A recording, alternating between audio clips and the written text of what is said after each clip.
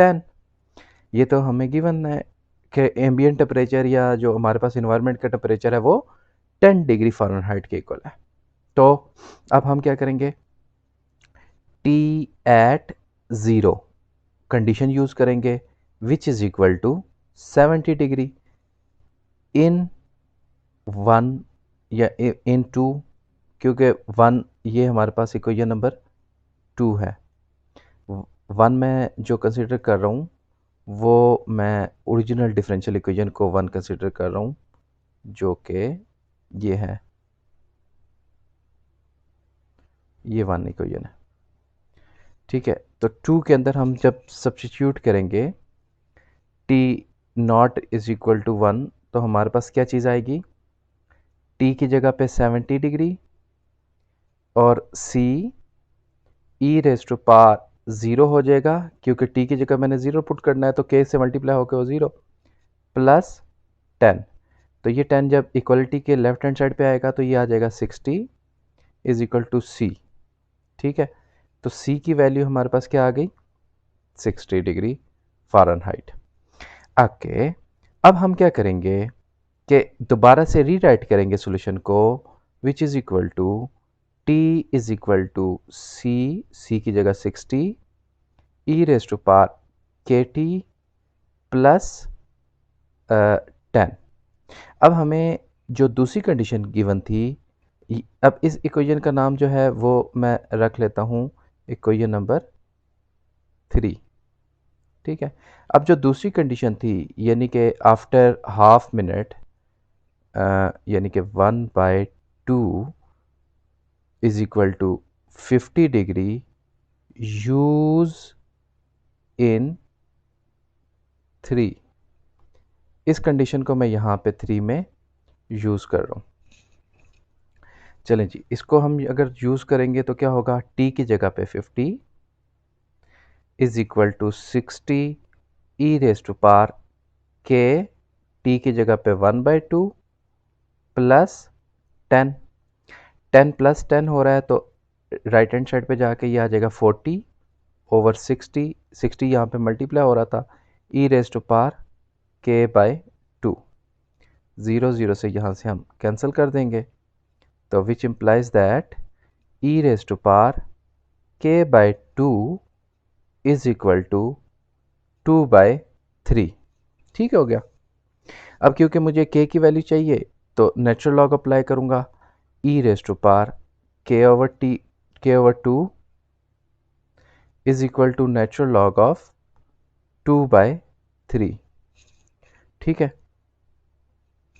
अब एक्सपोनेंशियल से जो है वो तो ख़त्म हो जाएगा, हमारे पास एक्सपोनेंशियल नेचुरल लॉग से ख़त्म हो जाएगा, तो लेफ्ट हैंड साइड पे k/2 रह जाएगा, लेकिन राइट हैंड साइड पे जो है उसके लिए हम कैलकुलेटर का सहारा ले लेते हैं। तो कैलकुलेटर को अगर हम यहाँ पे ओपन कर लें और इसमें नेचुरल लॉग यानी 2/3 का जो भी आंसर आता है उसका नेचुरल लॉग लें, तो हमारे पास आंसर क्या आएगा, -0.4, -0.4।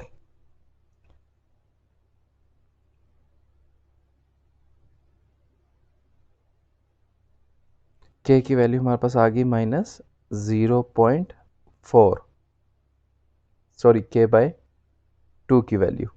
तो k किसके इक्वल आ जाएगा, अब k की वैल्यू देखें, यहाँ पे क्या है, नेगेटिव है। नेगेटिव होने का मतलब है कि ये जो प्रॉब्लम है ये कौन सी प्रॉब्लम है, कूलिंग की प्रॉब्लम है। अगर k की वैल्यू पॉजिटिव होती तो ये हीटिंग की प्रॉब्लम होती। तो k की वैल्यू क्या आ गई, 2 into -0.4 which is equal to -0.81। ये यूँ कह लें कि k की वैल्यू हमारे पास आ जाती है -0.8। ठीक है, इसको हम इक्वेशन नंबर 2 में दोबारा रीसब्स्टिट्यूट करते हैं, तो फाइनली हमारे पास जो t की वैल्यू आ जाती है, इक्वेशन नंबर 2 या इक्वेशन नंबर 3, ये इक्वेशन नंबर 3 में पुट करते हैं। टी आ जाता है हमारे पास 60 sorry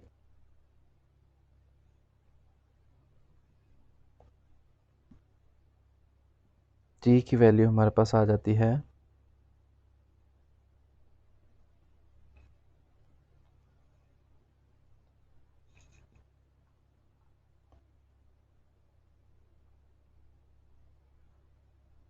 60 e raised to power t is equal to 60 e raised to power minus 0.80 plus 10। ठीक हो गया। अब वही वाली बात कि हमने फाइंड आउट क्या करना है। हमारे क्वेश्चन के अंदर गिवन था कि हमने फाइंड करना है temperature when time is equal to 1। तो बड़ा आसान है, हम करेंगे ये कि इस इक्वेशन के अंदर जो t is equal to t की वैल्यू फाइंड कर लेंगे स्मॉल टी की जगह पे 1 सब्स्टिट्यूट करके। तो माइनस 0.8 टी की जगह 1 प्लस 10। तो ये इसका जो कैलकुलेटर से जो भी हमें आंसर मिलेगा वो हमारे पास टेम्परेचर होगा। तो 60 हमारे पास आ जाएगा 60 इंटू 0.45 प्लस 10। अब हमने 60 को 0.45 से मल्टीप्लाई करना है, तो हमारे पास आंसर आ जाएगा 27 प्लस 10। तो फाइनली हमारे पास ये आ जाता है 37। तो 37 जो है वो आंसर है। इसका मतलब यह है कि जब टाइम 1 मिनट गुजर चुका होगा तो हमारे पास जो थर्मोमीटर रीड कर रहा होगा वो कितना कर रहा होगा, टाइम 37। ओके जी। अब नेक्स्ट क्या है हमारे पास कि हमने स्मॉल टी फाइंड करना है when capital T is equal to 15 degree centigrade. तो फ़ारेनहाइट सॉरी। तो अब इसी फार्मूले इसी फंक्शन के अंदर यानी ये जो हमारे पास फाइनल सॉल्यूशन आया है, कैपिटल टी की जगह पे मैं 15 सब्स्टिट्यूट कर रहा हूँ into 60 e raised power minus 0.8 t plus 10। 10 left hand side पे चला जाएगा। 5/60 is equal to e raised power minus 0.8 t रह जाएगा। तो हम क्या करेंगे, यह हमारे पास आ जाता है 1/12 is equal to e raised power minus 0.8 t. तो natural log of 1/12 is equal to minus 0.8 t. तो नेचुरल लॉग ऑफ 12 का आंसर हम कैलकुलेटर से देख लेते हैं। तो कैलकुलेटर से हमें 1/12 1 डिवाइडेड बाय 12 लिखा। जो भी चीज़ आई इसका हमने नेचुरल लॉग लेना है। माइनस 2.48 माइनस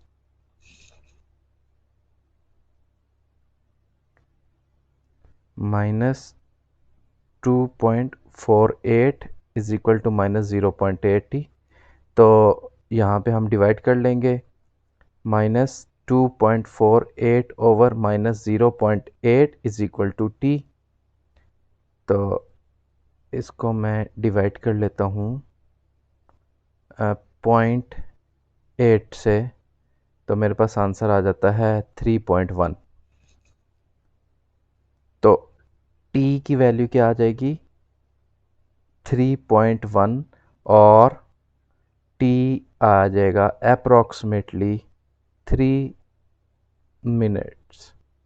तो इसका मतलब ये हो गया कि जब टाइम टोटल 3 मिनट्स गुजर जाएगा तो उस वक्त हमारे पास जो टेम्परेचर है थर्मोमीटर पे वो शो हो रहा होगा कितना, जी बिल्कुल 15 डिग्री फ़ारेनहाइट। नेक्स्ट हमारे पास जो टॉपिक आता है आज के इस लेक्चर का वो है ऑर्थोगोनल ट्रेजेक्टरीज।